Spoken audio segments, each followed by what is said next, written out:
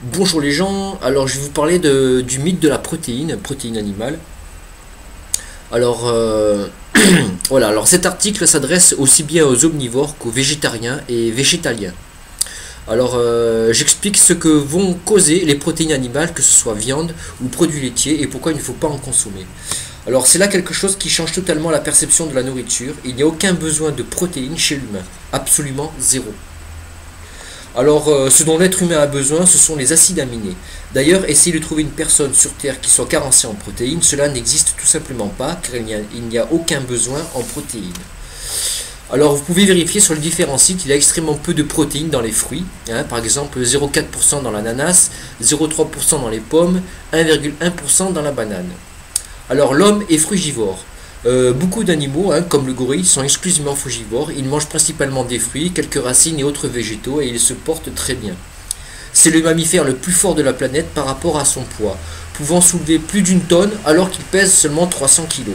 Le tout en mangeant presque uniquement des bananes et quelques autres fruits. Étrange, non? Alors, le fait totalement oublié de la médecine conventionnelle, ce sont les acides aminés, présents directement sous leur forme assimilable dans les fruits, en quantité parfaitement adaptée aux frugivores tels que nous, l'être humain.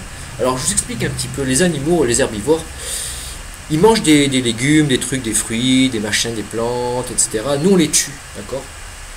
Nous, on les tue pour manger les protéines que eux, ils produisent, d'accord?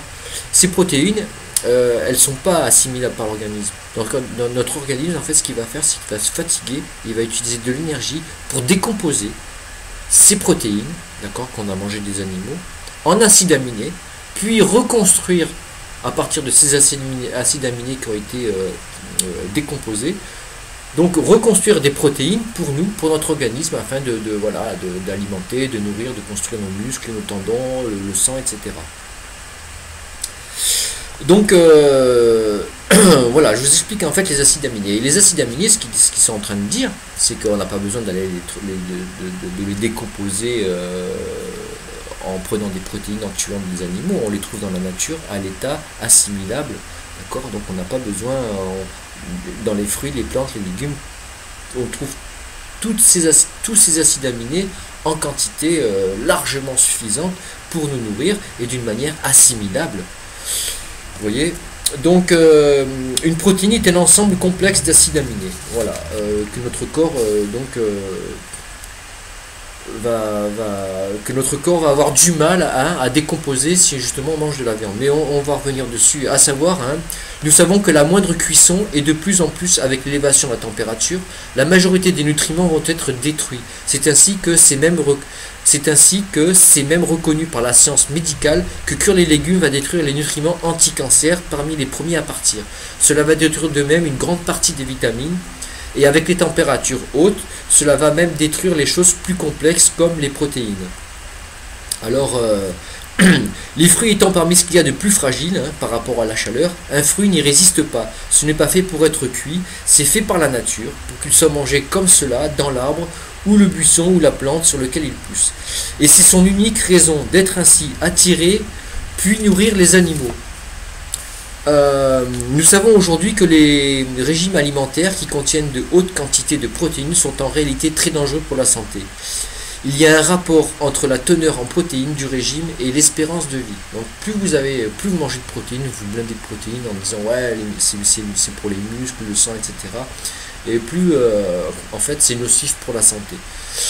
Étrangement ou non, presque personne ne parle des acides aminés. Pourtant il y en a de plus en plus. Pourtant, il y a de plus en plus de gens qui vivent à base d'un régime alimentaire cru, frugivore, naturel, soit uniquement à base de fruits, soit à base de fruits et de légumes. Et ils ne sont pas carencés. Beaucoup sont extrêmement sportifs. Les témoignages sont légion maintenant sur Internet.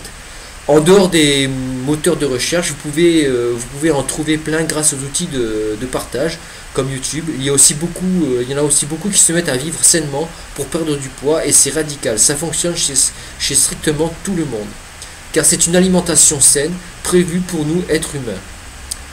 Et pour ça aussi, vous en trouverez facilement des témoignages, surtout aux États-Unis où les gens commencent à bien comprendre que vivre sain vaut vraiment le coup et ne présente que des avantages.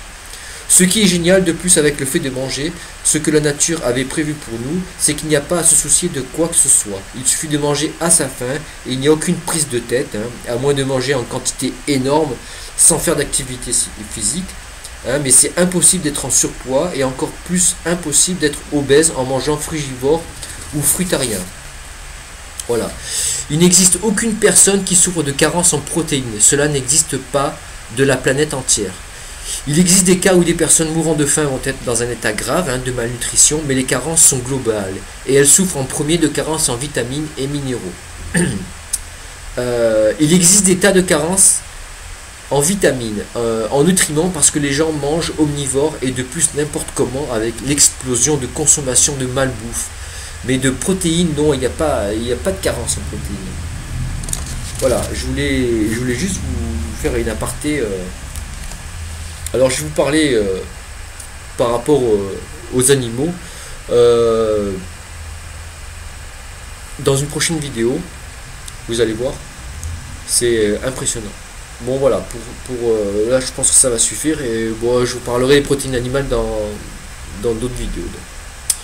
Voilà, salut!